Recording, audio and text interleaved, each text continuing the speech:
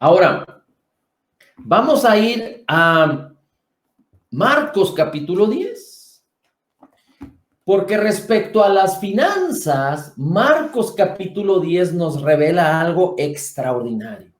Lo primero que tenemos que entonces recordar es que Dios nos llamó mayordomos, no somos dueños. Cuando tú te crees dueño, entonces no estás caminando a la manera en la que Dios te llamó a caminar, por lo tanto no vas a poder disfrutar de ninguna manera. ¿Cómo? Si no tienes fe, si tú estás poniendo tu mente y tu corazón en otras cosas que no son las cosas que Dios diseñó.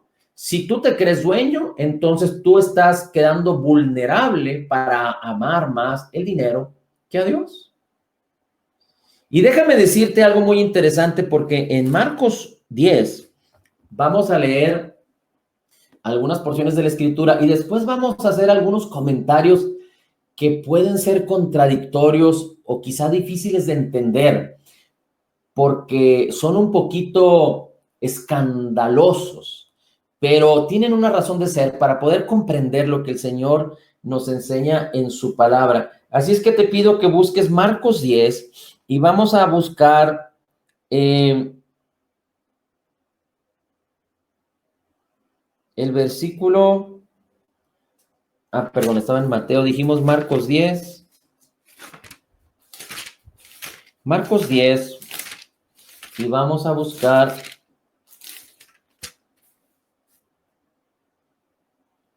es muy importante esto está increíble. Espero, le pido al Señor que tú puedas recibir esta revelación por su Espíritu Santo que mora en ti, en el nombre de Jesús. Dice en el versículo 18, Marcos 10. Bueno, vamos a leer desde el versículo 17. Dice: y cuando salió al camino, llegó con él uno corriendo y arrodillándose delante de él, le preguntó: Maestro bueno, ¿qué haré para heredar la vida eterna? Esta persona tenía una apariencia de sinceridad. Dice, vino corriendo y se arrodilló delante de Jesús y le dijo: Maestro bueno, ¿qué haré para heredar la vida eterna? Si te fijas, este es un principio básico de salvación. En otras palabras, este hombre le estaba diciendo a Jesús: ¿qué necesito hacer para ser salvo? Y Jesús le dice: ¿por qué me llamas bueno? Ninguno hay bueno sino solo uno, que es Dios. En otras palabras, Jesucristo le estaba diciendo: Dios es el único que es bueno. La pregunta es, ¿me estás diciendo maestro Dios? ¿Me estás reconociendo como Dios? Porque me estás llamando bueno. Y entonces, la realidad es de que lo que el Señor Jesucristo lo estaba exponiendo era para que él realmente declarara lo que realmente tenía en el corazón. Y fíjate cómo responde. Dice, porque Jesús le dijo, ¿por qué me llamas bueno? Ninguno hay bueno sino solo uno, que es Dios. ¿Sabes los mandamientos? No adulteres, no mates, no hurtes, no digas falso testimonio, no defraudes, honra a tu padre y a tu madre. Jesús no le dice el primero de los mandamientos, le dice otros. El primero de los mandamientos es: amarás al Señor tu Dios con toda tu mente, con toda tu alma, con todas tus fuerzas, con todo tu ser. Y el segundo es: amarás a tu prójimo como a ti mismo. Pero Jesús no le habla de estos mandamientos. Hay que recordar que este hombre vivía bajo la ley y Jesús vino a cumplir la ley, a ser perfecto ante la ley, porque la ley no era ley de hombres. La ley que Dios le dio a Moisés era el estándar de Dios. Era la manera en la que todo hombre puede vivir si es guiado 100%, sin pecado. Pero la ley vino a manifestar el pecado, ya que el pecado se hiciera verdaderamente pecaminoso, para que el hombre entendiera que no puede justificarse por sí mismo para ser salvo y que necesita a fuerza de ayuda. La ley fue dada mientras Jesús aparecía. Y como Jesús nació sin pecado, no se halló en el pecado, no conoció pecado y no hizo pecado, y el estándar de la ley era su estándar, él cumplió perfectamente la ley para que tú y yo, los que estamos en Cristo ahora, y todo aquel que cree, porque esto es para todo, seamos redimidos de la maldición de la ley y de los decretos que nos eran contrarios. Tú lo puedes encontrar a través de la Escritura en Romanos, en Efesios, en Colosenses, dice la Escritura, en Colosenses 1, capítulo 2, versículo, alrededor del versículo 13, que fuimos redimidos de los decretos, de la maldición que nos era contraria. La Biblia nos enseña en Gálatas, Romanos, como ya lo dijimos, que fuimos redimidos de la maldición de la ley por causa de que Jesús nos redimió en su obra terminada, completa y perfecta, en su obra redentora. Por eso Jesús entendía perfectamente todas estas cosas. Entonces, regresando al punto, Jesús no le dice el primer mandamiento ni el segundo, pero Jesús le dice otros mandamientos. Y este hombre, fíjate cómo contesta, el 20. Y él respondiendo le dijo, maestro, coma, ya no le dijo maestro bueno. Reconsideró a este hombre y entonces ya no consideró a Jesús como Dios, como en un principio, cuando Jesús le dijo, si me dices maestro bueno, me estás diciendo que yo soy Dios. Y entonces este hombre reconsideró y dijo, maestro, en otras palabras, reconsideró que ya no creía en Jesús como Dios. Aunque Jesús era Dios y el Espíritu de Dios estaba en él, 100% hombre, 100% Dios, este hombre reconsideró y ahora solo le llama maestro. Y después le dice, todo esto he guardado desde mi juventud. Los mandamientos que Jesús le dijo. Todo esto lo he guardado desde mi juventud. Entonces Jesús lo vio mirándolo y le amó. Le amó. Es decir, Jesús estaba expresando verdades a este hombre. Jesús estaba permitiendo que este hombre hablara lo que realmente había en su corazón, descubriera lo que realmente había en su corazón, no para perjudicarle, pero para amarle, porque Jesús le amaba. Esto es muy importante que usted y yo lo entendamos, porque cuando Dios nos ama, de que usted y yo somos mayordomos, es porque nos ama. No es para perjudicarnos. Muchas gentes se escandalizan cuando escuchan hablar enseñanzas acerca de las finanzas, pero déjame decirte que la Biblia habla mucho de las finanzas. Pero si Dios nos llamó a enseñar al respecto, porque su palabra sí nos lo enseña, en el nuevo pacto en Cristo Jesús, es porque nos ama. No es por otra cosa, pero es porque nos ama. Y Dios quiere que entendamos en plenitud la revelación de lo que Él ya hizo por nosotros en todas las áreas de nuestra vida. Y sabemos que una de las cosas importantes en este mundo es el dinero. Y sabemos que detrás del dinero hay idolatría. En Lucas 16 dice, nadie puede amar al Dios del dinero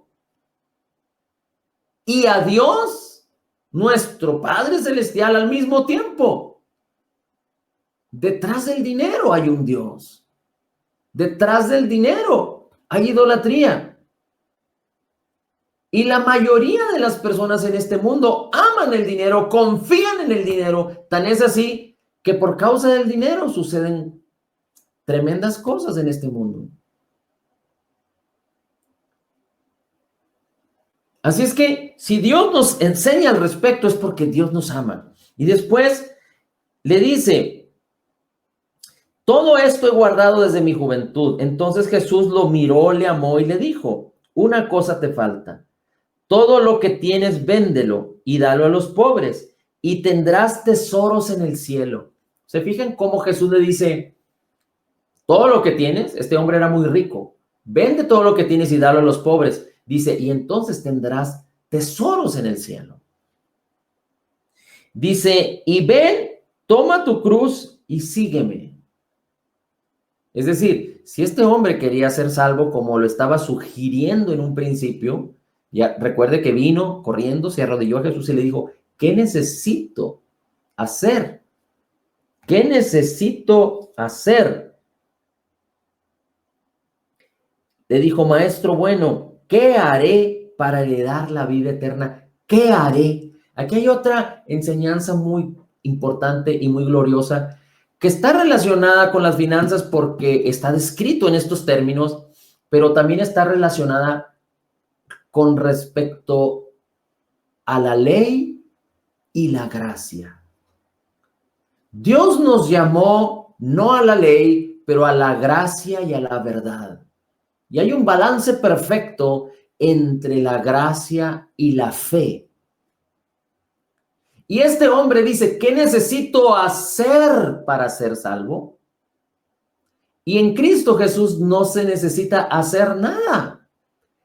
La salvación no es por obras, es por gracia. Pero le tengo una gran noticia, es a través de la fe. Todo lo que usted necesita para ser salvo, tener vida eterna, que Dios le bendiga con su Espíritu Santo, con el don de su Espíritu, el don de la vida eterna, que le bautice con su poder, que usted sea una nueva criatura en Cristo y que usted pueda apropiarse por la fe de todas las bendiciones que ya le fueron concedidas desde antes de la fundación del mundo, que usted pueda caminar en las obras que Dios mismo diseñó para todo aquel que cree. Solo se entra en esta gracia, como lo dice Romanos 5, capítulo 5, versículos 2 y 3, a través de la fe, a través de creer, a través de la fe de Jesús, y es un regalo mismo de Dios. Es decir, ni siquiera eso nosotros podemos hacer. Solo estar dispuestos.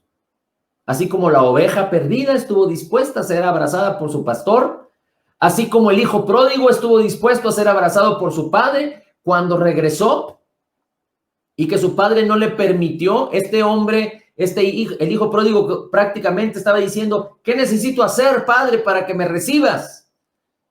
Y el padre solo le dispuso benignidad, compasión, misericordia, bondad como padre, y este hijo recibió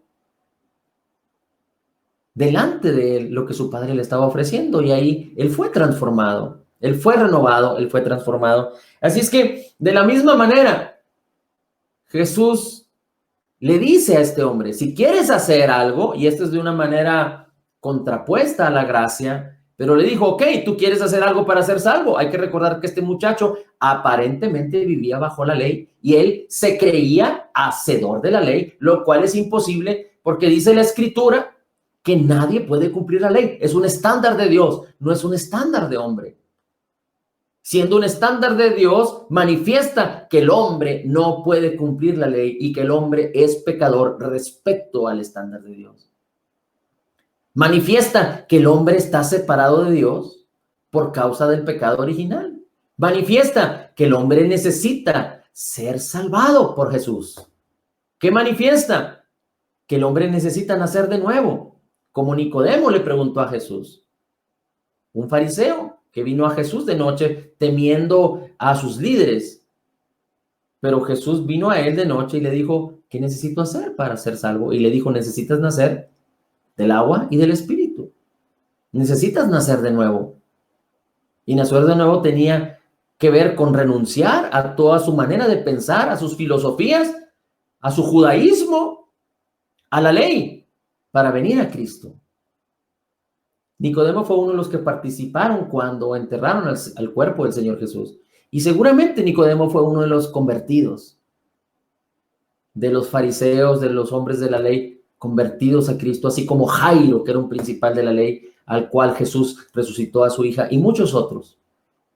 Entonces, por eso Jesús le dice, ven, regálalo a los pobres, y ven, toma tu cruz y sígueme, porque esto es como una contraposición. ¿Quieres hacer algo? Toma tu cruz y sígueme. La pregunta es, ¿algún hombre podría ir a la cruz como fue Jesús? ¿Y morir?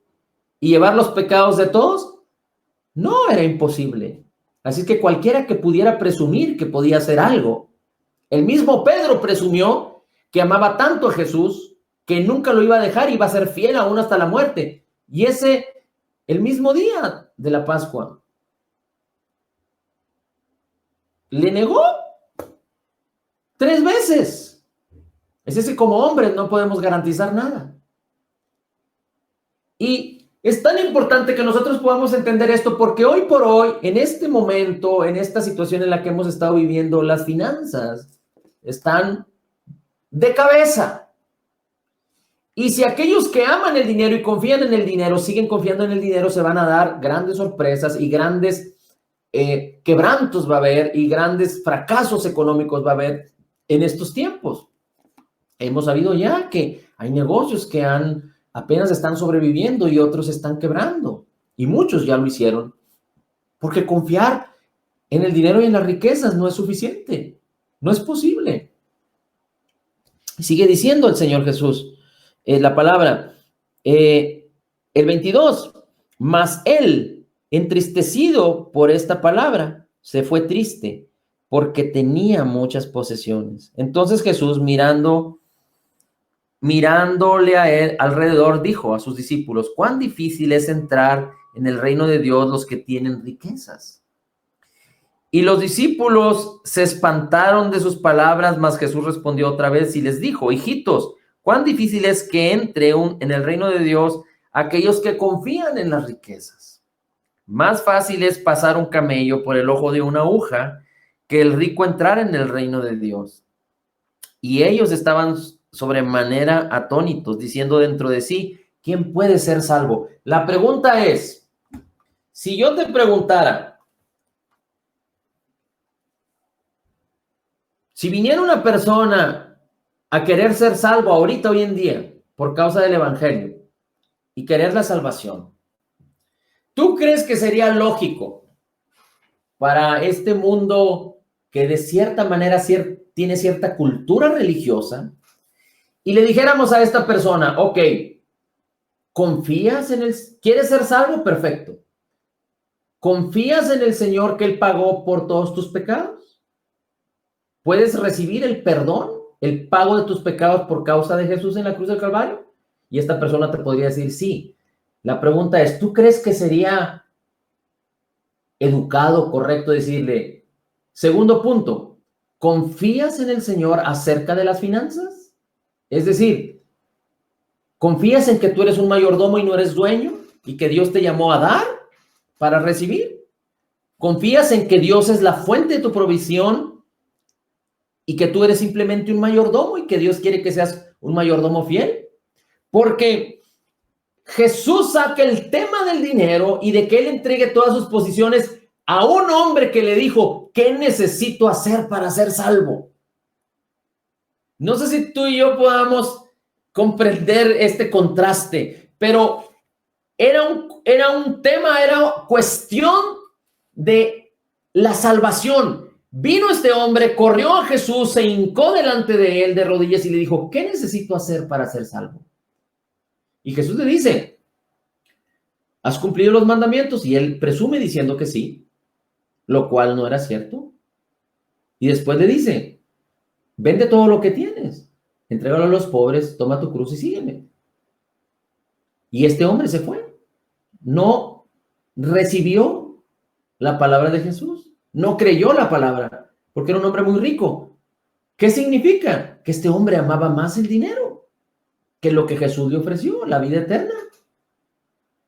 Este hombre ya estaba incumpliendo el primer mandamiento. Él que se decía hacedor de la ley, seguramente si había incumplido el primero y el segundo, porque era amar a tu prójimo, pues seguramente había incumplido los demás. Se estaba engañando a sí mismo. Pero Si viniera un creyente, una persona nueva y me dijera, ¿qué necesito hacer para ser salvo? Y si yo le dijera, bueno, necesitas recibir el pago del perdón de tus pecados a través de lo que Jesús hizo por ti en la cruz. ¿Lo crees? Sí. Ahora, si yo le preguntara, ¿crees en Jesús como el sustentador de toda tu provisión? Que tú no eres dueño, sino tú eres un mayordomo y que Dios te llamó a dar y a recibir como demostración de que tú confías más en Dios que en el dinero. Pues muchos lo verían como algo inusual, algo extraño, es más, algo como una locura hacerlo. Pero la realidad es de que Jesús lo pone en el mismo nivel.